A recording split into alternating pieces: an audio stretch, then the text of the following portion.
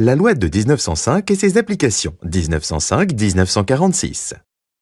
La préparation du nouveau projet de loi de séparation des églises et de l'État est confiée à la commission Buisson-Briand et donne lieu à des débats houleux au Parlement. Afin d'apaiser les esprits, Aristide Briand propose une loi de compromis qui est adoptée le 9 décembre 1905. En abolissant le concordat, ce texte signe, selon l'historien Émile Poulain, l'acte de décès du gallicanisme historique. La liberté de conscience et de culte est proclamée, tandis que la discrimination religieuse et le trouble à l'exercice du culte sont interdits. L'État cesse de rémunérer les ministres des cultes, sauf dans les établissements fermés comme les hôpitaux, casernes, internats et prisons. Plus de 30 000 églises, temples et synagogues sont mis gratuitement à la disposition des communautés religieuses, à la condition qu'elles s'organisent en associations cultuelles indépendantes.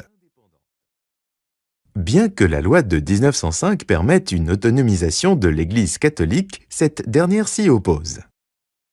Le pape Pie X la dénonce et interdit aux catholiques français de créer des associations cultuelles indépendantes.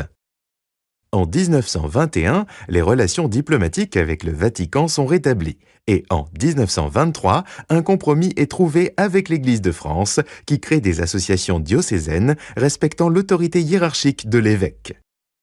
La loi de séparation n'est pas appliquée en Alsace-Moselle, alors sous gouvernement allemand. Quand ces départements redeviennent français, en 1919, ils conservent leur droit local issu du Concordat. Ce statut particulier est confirmé par la loi du 1er juin 1924 et par le Conseil constitutionnel dans sa décision du 21 février 2013. Dans les territoires d'outre-mer, la loi de 1905 est étendue à la Martinique, à la Guadeloupe et à la Réunion à partir de 1911. En revanche, elle ne s'applique pas en Guyane, qui reste encore à ce jour sous le régime de l'ordonnance royale du 27 août 1828. Enfin, elle n'est pas non plus appliquée dans les départements d'Algérie où les autorités souhaitent conserver un contrôle sur le culte musulman. L'entre-deux-guerres voit également le développement de l'islam en métropole, avec l'immigration de travailleurs en provenance des colonies d'Afrique du Nord et du Moyen-Orient. En 1926 est inaugurée la Grande Mosquée de Paris, première mosquée de France métropolitaine. Celle-ci est construite par l'État en hommage aux 70 000 soldats musulmans de l'Empire colonial tués pendant la Première Guerre mondiale.